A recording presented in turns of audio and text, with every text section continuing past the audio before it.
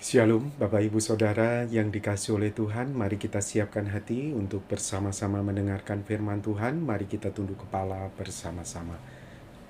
Tuhan, kami berterima kasih untuk berkat yang Tuhan berikan kepada kami sepanjang minggu ini. Berkati kami saat ini juga melalui firman-Mu. Tuhan urapi hamba-Mu, Tuhan urapi setiap kami yang ada di rumah. Di dalam nama Tuhan Yesus Kristus kami berdoa. Amin. Bapak Ibu Saudara yang dikasihi oleh Tuhan, tema yang saya sampaikan hari ini adalah Yesus dan Pemuda Kaya dengan subtema sedekah. Saya ambil dari Markus 10 ayat 17 sampai dengan ayat yang ke-31. Mari saya mengajak kita untuk menyimak bersama-sama. Pada waktu Yesus berangkat untuk meneruskan perjalanannya, datanglah seorang berlari-lari mendapatkan dia, dan sambil bertelut di hadapannya, ia bertanya, "Guru yang baik, apa yang harus kuperbuat untuk memperoleh hidup yang kekal?" Jawab Yesus, "Mengapa kau katakan aku baik? Tak seorang pun yang baik selain daripada Allah saja. Engkau tentu mengetahui segala perintah Allah.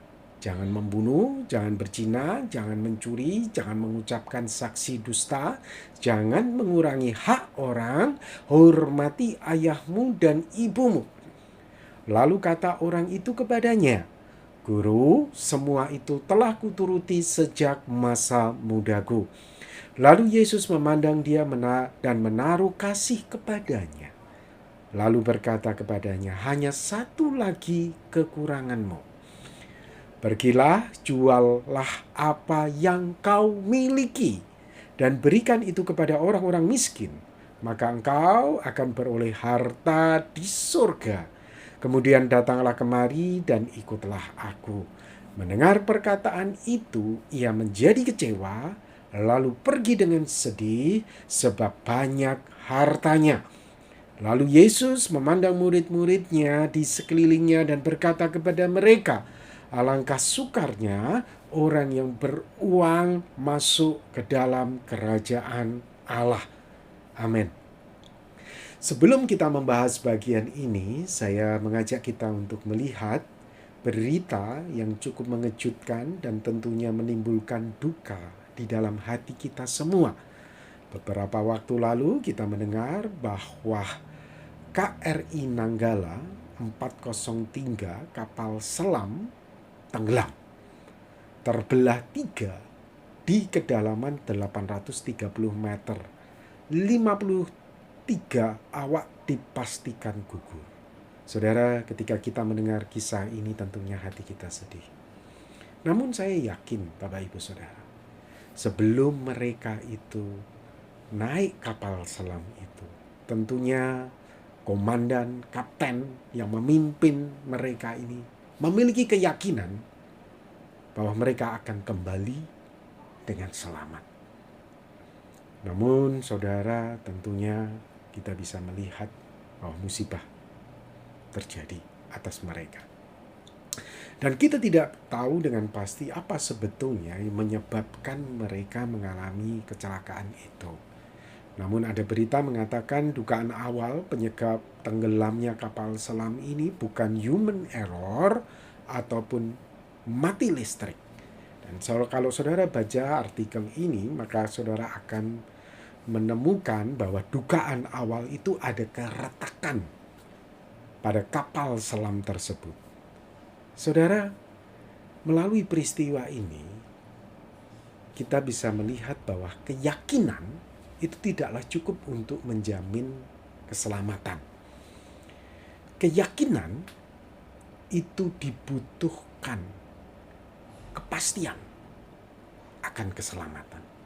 Oleh sebab itu, saudara, kapal selam itu perlu dirawat, diservis, diperbaikin, saudara, hal-hal yang kurang, supaya ada kepastian bahwa kapal ini layak, kapal ini menjamin keselamatan.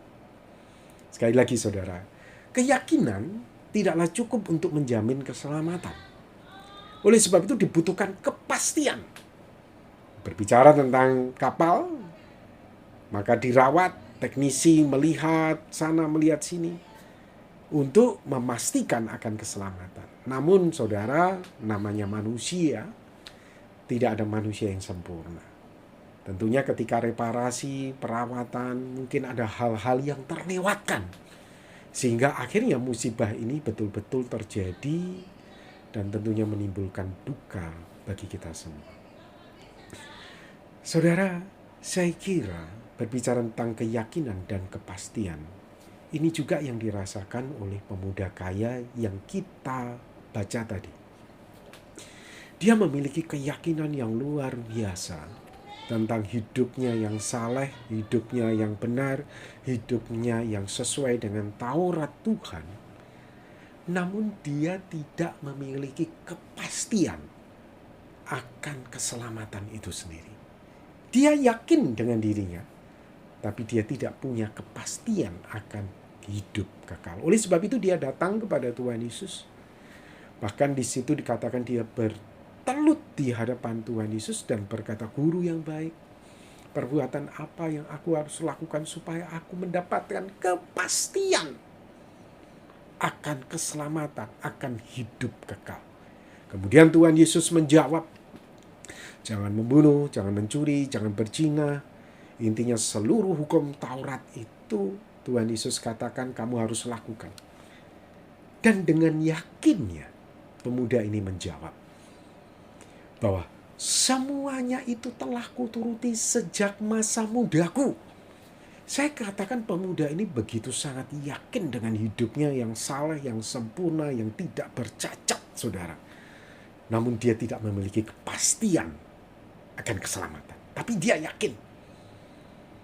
Dia sudah melakukan seluruh hukum Taurat dengan begitu sempurna, saleh, dan tidak bercacat, saudara. Dan saudara perlu tahu bahwa pemuda ini disebut oleh Lukas, di dalam Lukas 18 ayat 18, sebagai seorang pemimpin. Dan dimungkinkan dia adalah termasuk golongan ahli Taurat dan ahli orang Farisi. Karena dia sebagai seorang pemimpin. Saudara, berbicara tentang keyakinan pemuda ini, tentang hidupnya yang saleh, saya teringat dengan Paulus.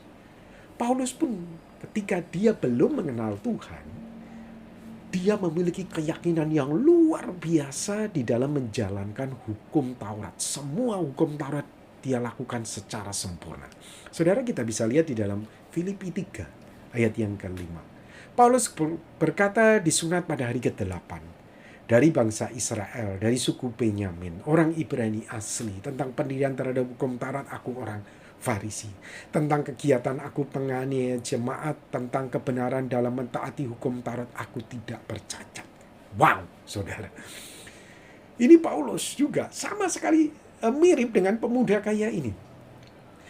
Merasa yakin dengan hidupnya yang saleh, sempurna, luar biasa, yang begitu religius. Namun unik sekali, saudara. Begitu Paulus ini berjumpa dengan Tuhan Yesus, apa yang menjadi kebanggaannya dia? Apa yang menjadi keyakinannya yang luar biasa? Ditinggalkan semua dan dianggap sebagai sampah, saudara. Kita lihat dalam ayat yang ke-7 dan 8. Tetapi apa yang dahulu merupakan keuntungan bagiku, sekarang kuanggap rugi karena Kristus. Malahan segala sesuatu kuanggap rugi karena pengenalan akan Kristus Yesus, Tuhanku. Lebih mulia daripada semuanya itu. Oleh karena dialah aku telah melepaskan semuanya itu dan menganggapnya sampah, supaya aku memperoleh Kristus. Saudara, sekali lagi, keyakinan itu tidaklah cukup. Yang kita butuhkan adalah kepastian.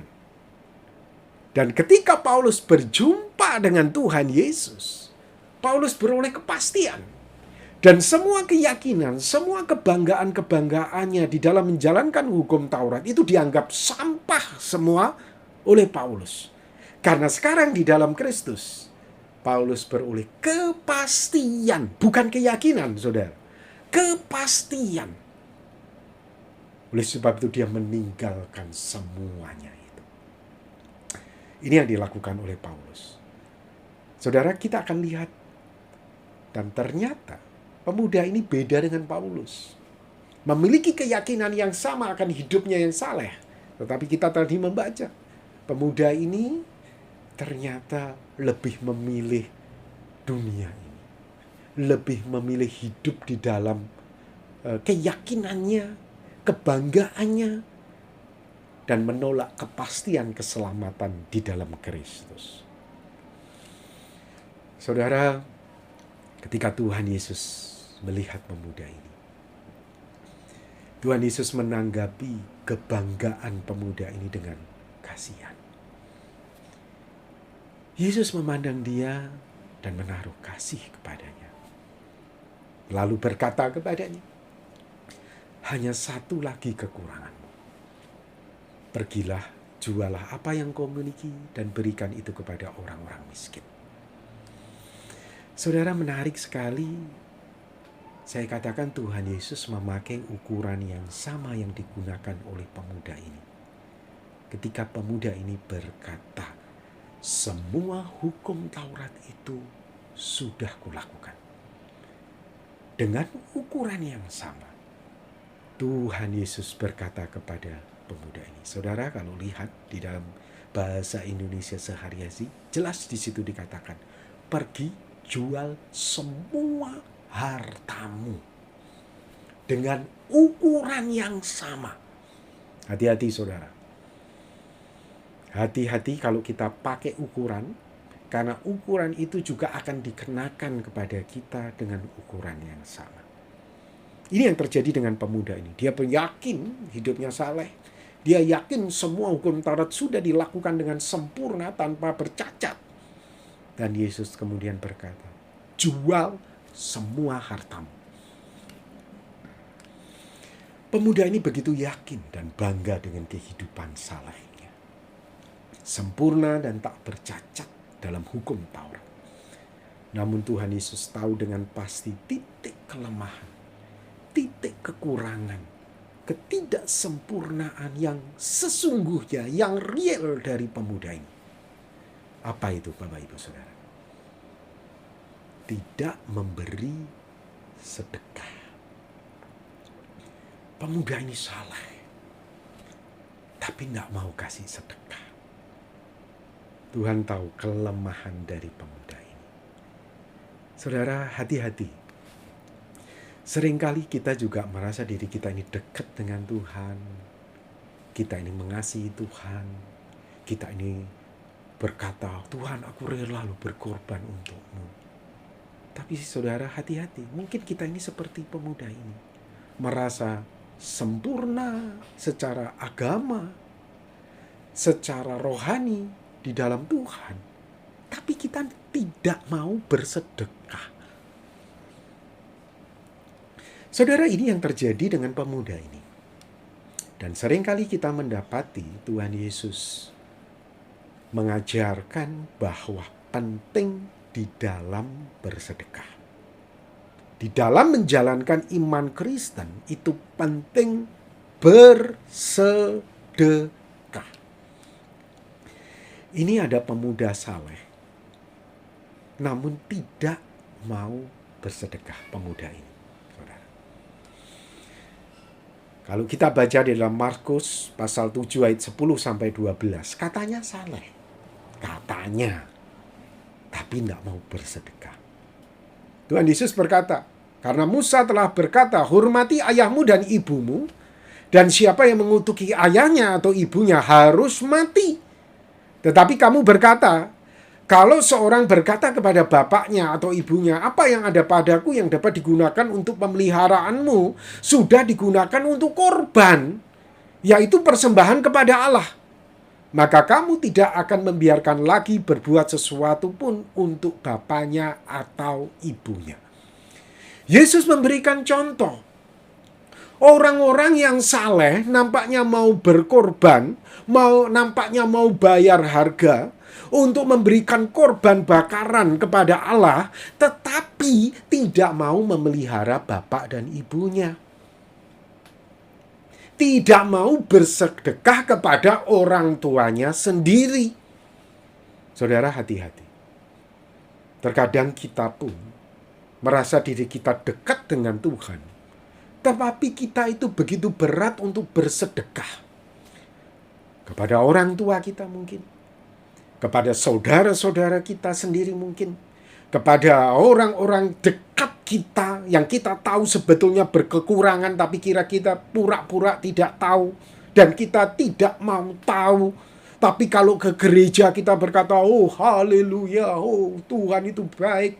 Tapi begitu ada orang di dalam kesulitan, kita tutup mata. Saudara, hati-hati saudara. Tuhan Yesus, kita akan menemukan bahwa Tuhan Yesus mengajarkan sedekah itu penting di dalam menjalankan iman Kristen. Ada lain lagi saudara, bicaranya saleh, tapi tidak mau bersedekah. Yakobus pernah berkata seperti ini di dalam Yakobus pasal 2 ayat 14-17. Apa gunanya saudara-saudara jika seorang mengatakan bahwa ia mempunyai iman, padahal ia tidak mempunyai perbuatan? Dapatkah iman itu menyelamatkan dia? Jika seorang saudara atau saudari tidak mempunyai pakaian dan kekurangan makanan sehari-hari, dan seorang dari antara kamu berkata, selamat jalan, kenakan kain panas, dan makanlah sampai kenyang, tetapi ia tidak memberikan kepadanya apa yang perlu bagi tubuhnya, apa gunanya? Demikian juga halnya dengan iman. Jika iman tidak disertai perbuatan, maka iman itu pada hakikatnya adalah mati.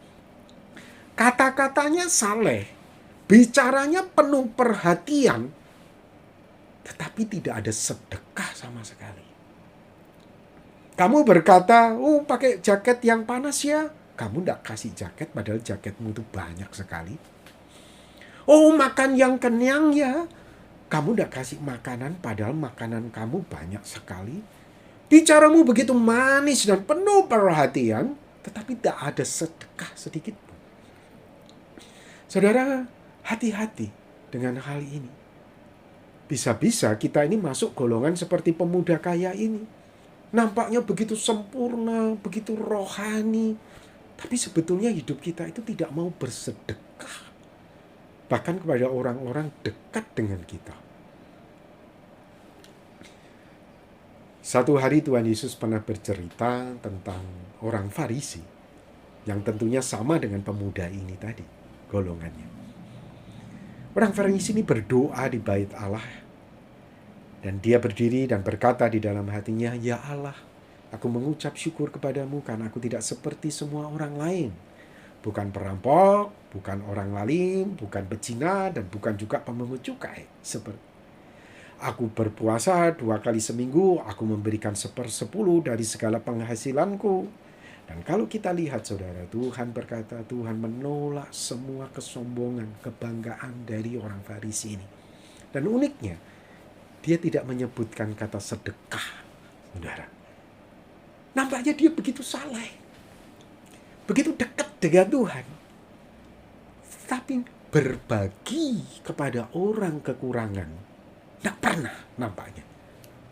Atau tidak mau, atau tidak rela. Hati-hati saudara. Jangan sampai kualitas kerohanian kita ini didapati seperti pemuda kaya ini, seperti orang Farisi ini.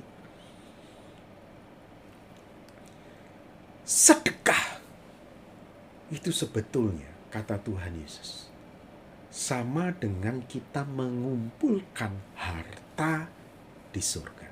Perhatikan kata Tuhan Yesus kepada pemuda ini.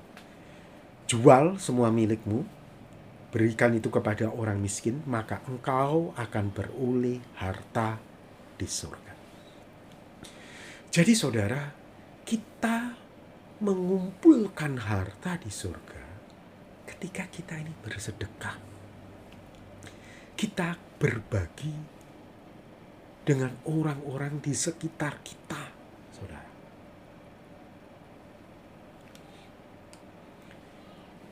Firman Tuhan berkata di dalam Matius 6 ayat 19-21. Janganlah kamu mengumpulkan harta di bumi. Di bumi ngangat dan karat merusakkannya dan pencuri membongkar serta mencurinya. Tetapi kumpulkanlah bagimu harta di sorga. Di sorga ngangat karat tidak merusakkannya, pencuri tidak membongkar serta mencurinya. Karena di mana hartamu berada, di situ juga hatimu berada. Dengan bahasa saya sendiri, saudara, sikap kita terhadap harta terkait sedekah itu adalah sikap kita yang sebetulnya terhadap Tuhan.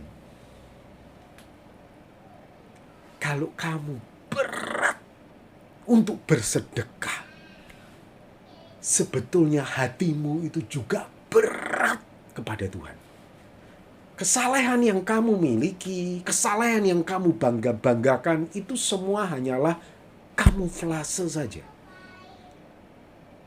Yang tidak betul-betul menunjukkan kamu itu cinta kepada Tuhan. Karena hati Tuhan itu pada orang-orang yang ada di sekitarmu itu tadi. Terutama orang-orang yang membutuhkan. Orang-orang yang berada di dalam kesulitan. Sementara kamu berkelebihan dan kamu mengatakan kamu cinta Tuhan, tapi kamu tidak mau berbagi kepada orang-orang. Sekali lagi, saudara. Tuhan Yesus berkata, karena di mana hartamu berada, di situ juga hatimu berada. Dengan bahasa saya sendiri, sikap kita terhadap harta terkait dengan sedekah, itulah sebetulnya sikap kita terhadap Tuhan. Sekali lagi ya, kalau engkau begitu sangat berat di dalam bersedekah, itulah sebetulnya cintamu kepada Tuhan. Sebesar itulah, seberat itulah cintamu kepada Tuhan.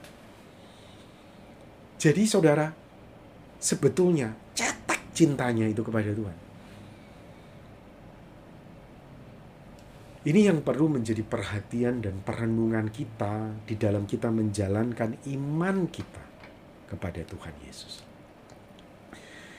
Di dalam Markus 10 ayat 21, kemudian Tuhan Yesus melanjutkan kepada pemuda ini.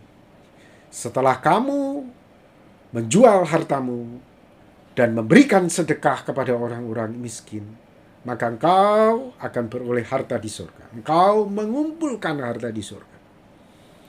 Kemudian datanglah kemari dan ikutlah aku. Saudara, tadi saya sudah katakan bahwa pemuda ini yakin bahwa hidupnya itu salah. Tapi dia tidak memiliki kepastian akan hidup kekal. Dan dia datang kepada Yesus untuk minta kepastian. Dan Yesus sudah menjelaskan, kepastian itu ada di dalam Tuhan Yesus. Kepastian itu mengikuti Tuhan Yesus. Kepastian itu percaya kepada Tuhan Yesus. Di dunia ini saudara tidak ada kepastian. Karena semua orang telah berbuat dosa dan telah kehilangan kemuliaan Allah. Sementara Tuhan Yesus adalah Allah yang berinkarnasi menjadi manusia. Oleh sebab itu Tuhan Yesus memberikan kepastian akan hidup kekal itu. Dan berkata kepada pemuda ini, ikut aku, kamu dapat kepastian akan hidup kekal. Yohanes 14 ayat 6 berkata, Tuhan Yesus berkata, akulah jalan dan kebenaran dan hidup. Tidak ada seorang pun datang kepada Bapa kalau tidak melalui aku. Yesus dengan jelas memberikan kepastian akan hidup yang kekal. Namun kita lihat bagaimana respon pemuda ini. Ketika ia mendengar itu, ia menjadi kecewa. Lalu pergi dengan sedih. Sebab hartanya ini banyak. Saudara, dari sini kita bisa melihat sebetulnya. Sedekah itu bukan perkara mudah loh saudara. Sedekah itu sulit loh. Kita yang bekerja, tiba-tiba kita memberikan kepada orang lain yang tidak melakukan apa-apa. Tapi kita tahu sebetulnya orang itu memang orang yang membutuhkan lebih daripada kita. Walaupun memang kita yang bekerja, tapi dia lebih membutuhkan. Karena dia ada di dalam kondisi yang sulit. Itu kadang susah. Karena kita merasa kita yang bekerja. Saudara, pemuda ini sedih. Dan dia tidak mau bersedekah. Tuhan Yesus kemudian melanjutkan dan memberikan tanggapan kepada murid-muridnya. Alangkah sukarnya orang yang beruang masuk ke dalam kerajaan Allah. Sebetulnya dalam konteks ini, itu berbicara tentang alangkah sukarnya orang itu untuk bersedekah. Sebetulnya saudara, hanya satu cara kita ini beroleh kepastian di dalam Yesus Kristus. Kita belajar untuk mengikuti teladan pengajaran dengan cara belajar bersedekah. Ketika kita belajar bersedekah sesuai dengan kehendak Tuhan Yesus, Tuhan Yesus dengan jelas berkata, engkau ada kepastian. Itu salah satu bagian engkau beroleh kepastian, beroleh hidup yang kekal. Alangkah sukarnya orang yang beruang untuk bersedekah. Karena itu membuat orang yang tidak mau bersedekah ini tadi tidak masuk ke dalam kerajaan Allah. Murid-muridnya tercengang mendengar perkataannya itu, tetapi Yesus menyambung lagi, anak-anakku, alangkah sukarnya masuk ke dalam kerajaan Allah. Lebih mudah seekor unta melewati lubang jarum daripada seorang kaya yang tidak mau bersedekah ini masuk ke dalam kerajaan Allah. Ketika murid-muridnya mendengar itu, gempar mereka dan berkata kepada yang lain, jika demikian siapakah yang dapat diselamatkan? Karena tentunya para murid-muridnya tahu bahwa pemuda ini adalah seorang pemimpin, golongan ahli Taurat, golongan orang Farisi, golongan orang-orang yang saleh, golongan orang-orang seperti Paulus yang tidak bercacat di dalam menjalankan hukum Taurat. Tapi gara-gara tidak mau bersedekah, saudara, tidak bisa menjadi pengikut Yesus. Yesus memandang mereka dan berkata, bagi manusia hal itu tidak mungkin. Tetapi bukan demikian bagi Allah, sebab segala sesuatu adalah mungkin bagi Allah. Saudara, dari sini kita bisa tahu sebetulnya banyak orang beruang, orang kaya itu rela bersedekah. Apa yang tidak mungkin? Mungkin bagi Allah. Banyak orang kaya, orang yang takut akan Tuhan. Saudara, kalau lihat orang-orang percaya seperti Bill Gates, sedekahnya begitu luar biasa, saudara. Sebetulnya kalau kita lihat, banyak sekali orang-orang beruang itu bersedekah, saudara. Yang Tuhan inginkan itu kita bersedekah. Sedekah yang sesuai dengan standar yang Tuhan inginkan loh ya. Bukan standar yang kita manusia lakukan. Nanti kita akan lihat. Ada standar sedekah yang dilakukan oleh manusia yang sebetulnya itu tidak masuk dalam kategori sedekah. Nanti kita akan lihat, saudara.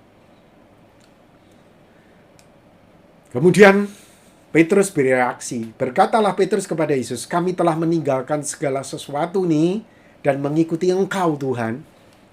Kemudian Tuhan Yesus menjawab, sesungguhnya setiap orang yang karena aku, karena Injil meninggalkan rumahnya, saudaranya, laki-laki, saudara perempuannya, ibunya atau bapaknya, anak-anaknya atau ladangnya, orang itu sekarang pada masa ini akan menerima kembali 100 kali lipat rumah, saudara, laki-laki, saudara perempuan, ibu, anak, dan ladang. Sekalipun disertai berbagai penganiayaan. Dan pada zaman yang akan datang, ia akan beroleh hidup yang kekal. Wow, saudara.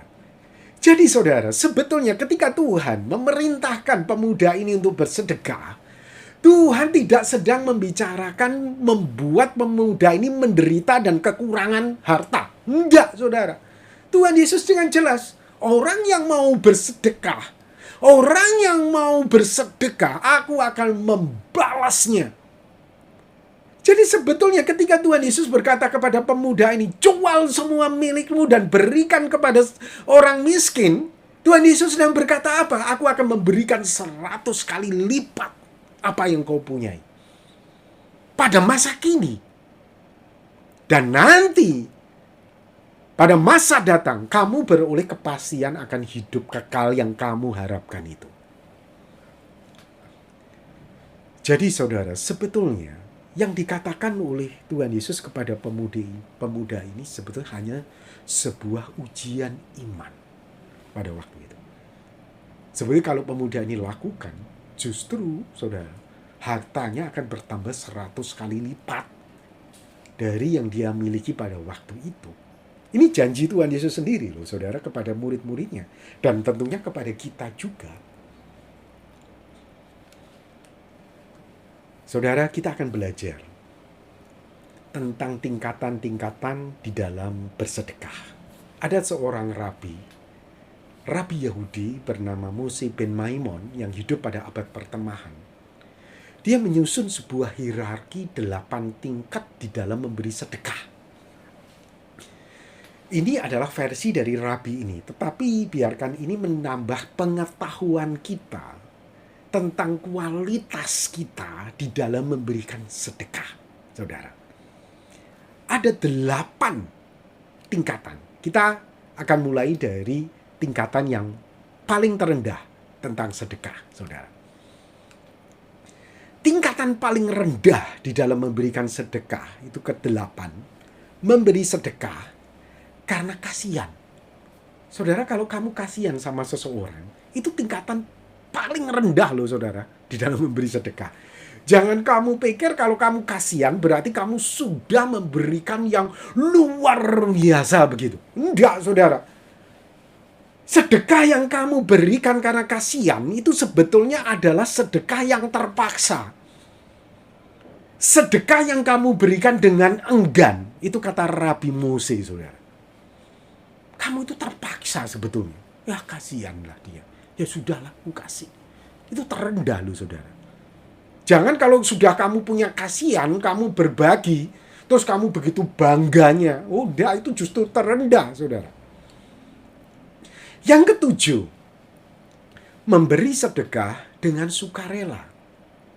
Tetapi tidak memadai.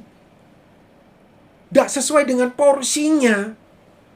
Kamu tahu dia butuh 1, tapi kamu kasih dia setengah. Nah, ini tidak memadai, saudara.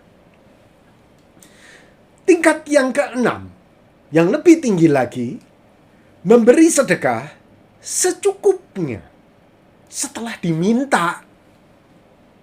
Jadi setelah diminta, oh, kamu tahu dia butuh 1, kamu kasih setengah. Kemudian diminta sama kamu, tidak cukup ini setengah, aku butuh 1. Terus kamu kasih lagi. Jadi 1. Berdasarkan permintaan dia. Ini tingkat ke-6, saudara. Ini belum yang tertinggi. Tingkat yang ke-5, saudara. Memberi sedekah sebelum diminta. Wow. Kamu tahu dia butuh 1. Sebelum diminta, kamu sudah kasih. Wow, saudara. Ini masih tingkat yang ke-5 loh, saudara. Ini belum tingkat yang pertama. Nanti kita akan lihat bagaimana digambarkan oleh Rabi Moshe memberi sedekah tingkat yang pertama.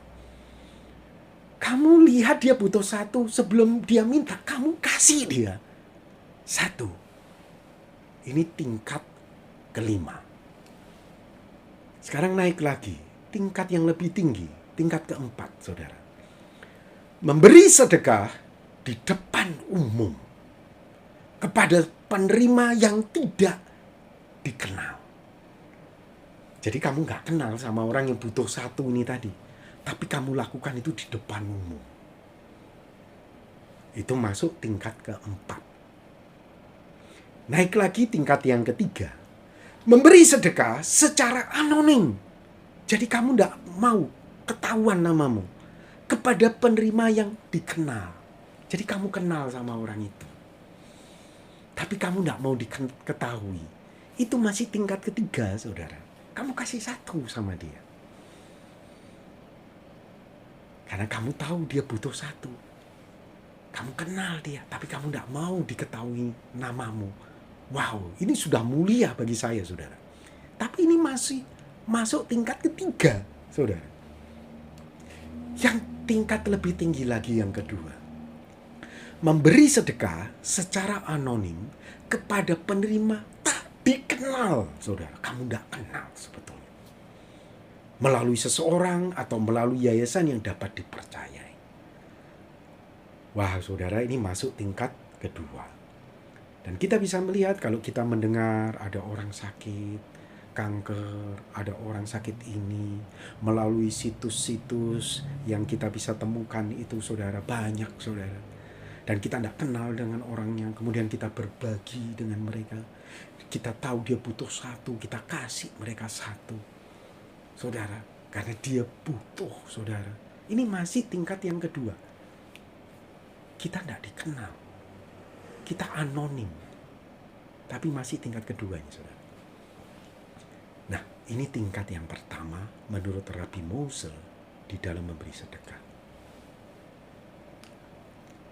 Memberi sedekah yang diberikan sebelum orang itu jatuh miskin. Wow. Ini tingkat yang pertama. Jadi sebelum orang itu membutuhkan satu, kamu sudah kasih 5 kepada dia. Kamu sudah kasih 10 kepada dia. Ini namanya memberi sedekah. Tingkat pertama. Kamu sudah anonim, kamu tidak cari muka di hadapan orang, tapi kamu berharap orang lain tidak menjadi miskin. Jadi sebelum orang itu membutuhkan satu, kamu sudah kasih dulu 10, kamu sudah kasih dulu 20, saudara. Ini menurut Rabbi Mose. Untuk menyelamatkan dia.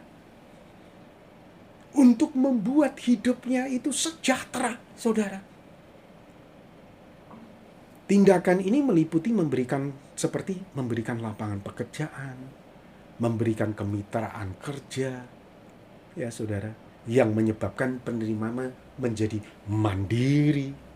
Karena dengan 10, dengan 20 yang kamu berikan itu, dia bisa mandiri. Dia bisa menciptakan lapangan pekerjaan. Dia bisa menyelesaikan kuliahnya. Dia bisa punya pekerjaan yang layak, saudara. Dan, saudara, menghapuskan hutang-hutang. Ini contoh-contohnya ya, saudara. Saudara, ini adalah 8 tingkatan yang disampaikan oleh Rabbi Mose tentang memberi sedekah. Dan biarkan 8 tingkat ini menjadi perenungan di dalam diri kita. Kira-kira kita itu masuk golongan yang mana?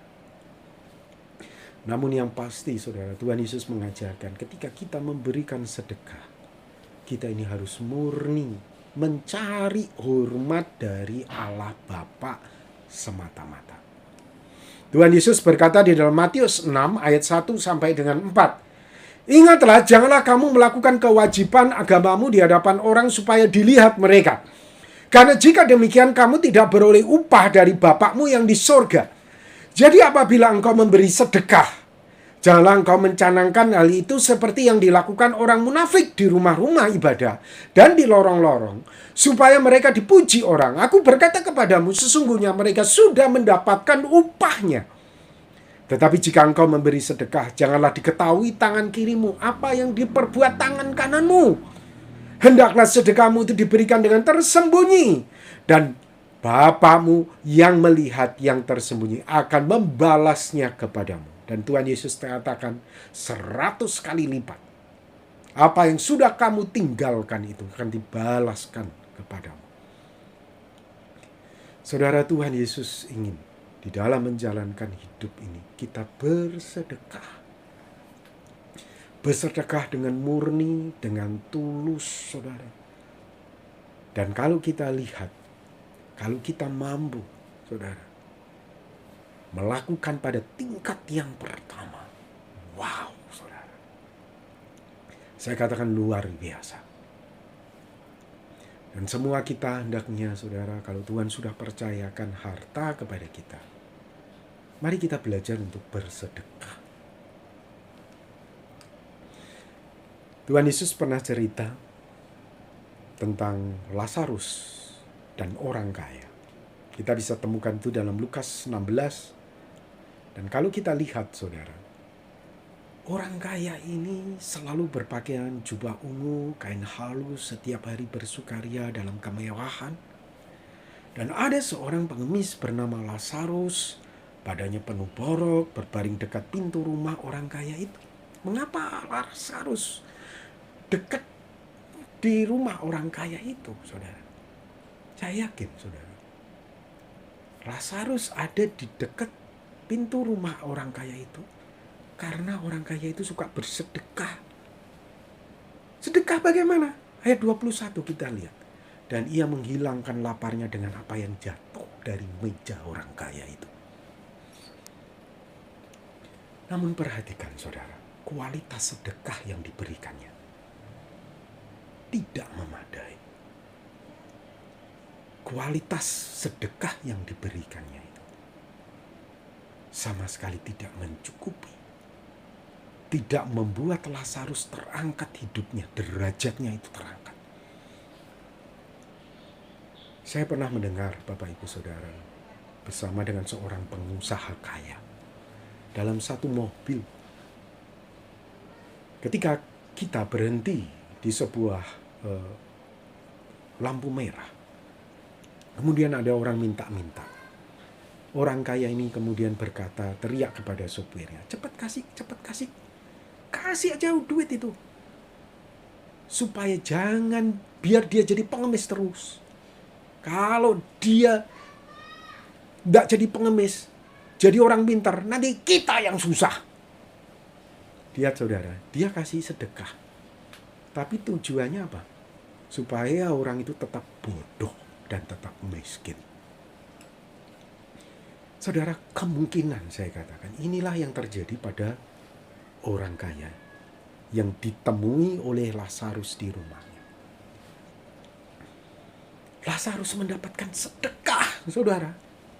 Namun sama sekali tidak memadai. Tidak mengangkat harkat martabat dari Lazarus ini. Dan akhirnya bagaimana? Kita lihat. Tuhan Yesus menceritakan kisah. Lazarus duduk di pangkuan Abraham. Sementara orang kaya yang bersedekah tidak memadai ini tadi. Ada di dalam alam maut. Saudara, kisah ini, firman Tuhan ini hendaknya menjadi koreksi di dalam hidup kita, perenungan kita. Untuk kita menjadi anak-anak Tuhan yang baik. Anak-anak Tuhan yang takut akan Tuhan. Kita bukan hanya yakin akan kesalehan kita dekat dengan Tuhan. Tapi kita juga bersedekah. Bersedekah dengan kualitas yang murni, saudara. Kualitas yang Tuhan inginkan. Sekali lagi Tuhan Yesus berkata, karena di mana hartamu berada, di situ juga hatimu berada. Dengan lain kata, sikap kita terhadap harta terkait sedekah, itulah sesungguhnya sikap kita yang sesungguhnya terhadap Tuhan. Amin. Mari kita akan berdoa bersama-sama. Tuhan, terima kasih untuk firman yang Tuhan sudah nyatakan kepada kami. Tuhan, jika Engkau mendapati kami seperti pemuda kaya tersebut, ampuni kami. Tolong ya Tuhan, untuk kami belajar bersedekah. Bersedekah sesuai dengan kehendak-Mu. Bersedekah sesuai dengan keinginan-Mu. Tolonglah kami ya Tuhan, untuk bisa menolong orang lain, agar mereka tidak jatuh miskin, agar mengangkat harkat dan martabat orang lain. Tolonglah kami ya Tuhan, untuk kami menjadi anak-anak-Mu yang bersedekah. Dan biarkan kemudian kami menjadi pengikut-Mu. Dan ketika kami menjadi pengikut-Mu, kami beroleh kepastian akan hidup yang kekal. Terima kasih ya Tuhan untuk firman-Mu.